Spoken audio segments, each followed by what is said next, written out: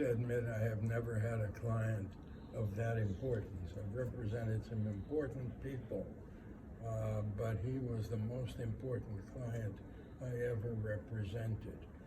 And that made it even more important to me to try to bring out the lie in the government's case, where they've been lying for a generation.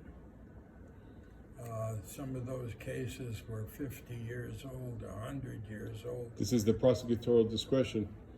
The government had turned its back in favor of families and keeping them together and not tearing them apart, and they refused to acknowledge that. You have law students here that are embarking on their career. You're in the middle of your career, 60 years in. What is your advice? My advice is, if you can imagine it, take every case as seriously as though he had the importance that this client had, and follow it through until you are satisfied that you've done the most you could do for this person. Sometimes you have to go behind the system to challenge the system itself. This was the first time I had the nerve to do that, because I represented so many important people. He was surrounded by a huge number of people who would do anything for him to help him, who recognized his honesty and seriousness. And Yoko was great at that as well. She's very bright, and she brought a woman's touch to the case, because I used to tell them when they're entering the deportation proceeding, sit together, don't let anybody separate you. I used to go there earlier in the morning when they just got up, to suggest what they should wear. If I used to match them like they were Twins. They would have, you have a black suit? Yes, she also had a black suit. You have a white shirt? Sure. He had 2 black ties, so she wore one. It was that kind of thing. I wanted to show that this was a couple that nobody should separate, and nobody should remove them from their child. It was not his child, it was her child, but he acted the same as though it was his. He had such a closeness to that child. Actually, he traveled around the world chasing the child's father when he went from one country to another. I got a call. Now, there are different levels of winning the case. But when we got to a very significant level, I got a call from a clerk of the Court of Appeals in New York, the Second Circuit. And he said, "Mr. Wilds, I'm not supposed to be doing this, but I know how much this means to you and your group. I have a decision in the Lennon case, and if you would promise that you just won't distribute it, because one of the judges may come in and make some corrections, I'll have a copy for you." I called John. He answered in the high-pitched, female-sounding voice that he used on the phone, because our phones were tapped for several years here. And I said, "John, there's a decision." He said, "Already?" He said, You told me it wouldn't be for years yet. This was already 6 years since I was retained.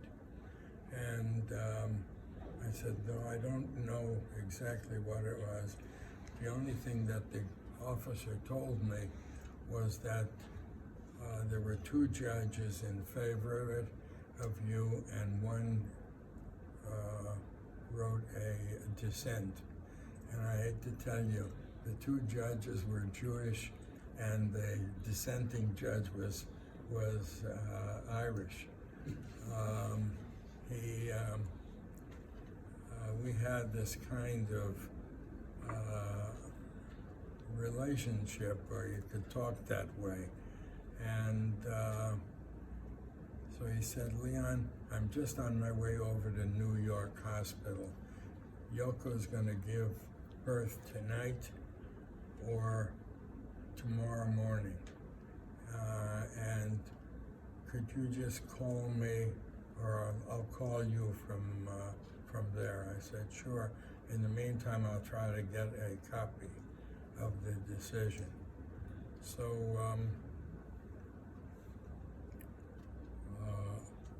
in a few minutes, Yoko called and said, you and your wife should come over. My wife was very close with her too. She had a lot of friends, but they were mostly single, and John used to say there are 12 people hanging around here, 12 girls, and you're making them coffee. As a result, she asked that I bring my wife as well, and if I can get the decision, she and I will read it. And that's what we did. We spent about 2 hours reading it there, and it was a joy. All of the subtle points that we had raised had been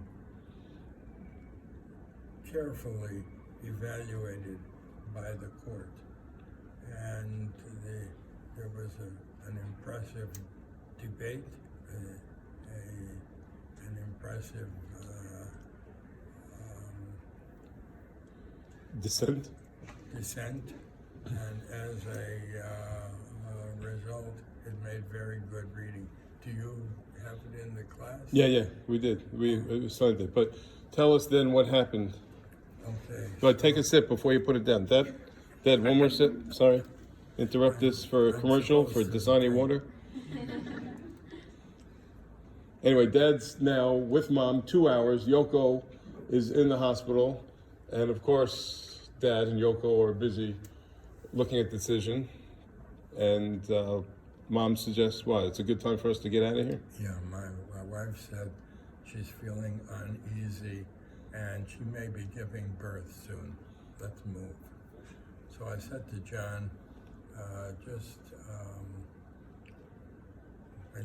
when you have news, let me know, okay?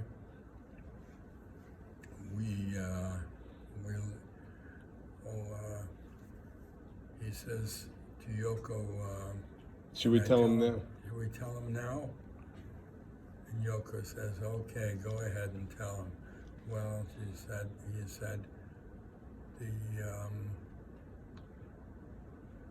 the tarot card reading. Yeah, I just want you to know, Yoko visits tarot card readers. And they know I'm quite observant as a Jew. So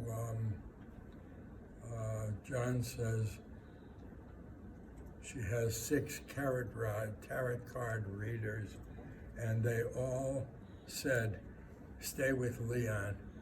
Don't change lawyers, because he had a couple of very impressive approaches from other lawyers who wanted to do something else. So I learned that tarot card readers, I don't remember how I answered. I said, thank God for tarot card readers. So you go home in the middle of the night, Sean is born, and you get a phone call. Yeah, and I'm really out. And I said, who is this? He says, it's John, and I have a beautiful boy. It's a special day. That's that became my favorite song, my favorite Beatles song. What happened in that one day, Dad? The next day, that was his birthday, John's birthday. His son was born on his birthday. So I had to go out right away to, I forget the name And he of had the won, place. and he had won his green card on the same day. So his birthday, his son's birthday, he won his green card, and you went to Mark Cross and you bought him a Right. beautiful passport to hold A him. passport with The prayer was that John would one day be an American citizen, but sadly didn't make it to that time.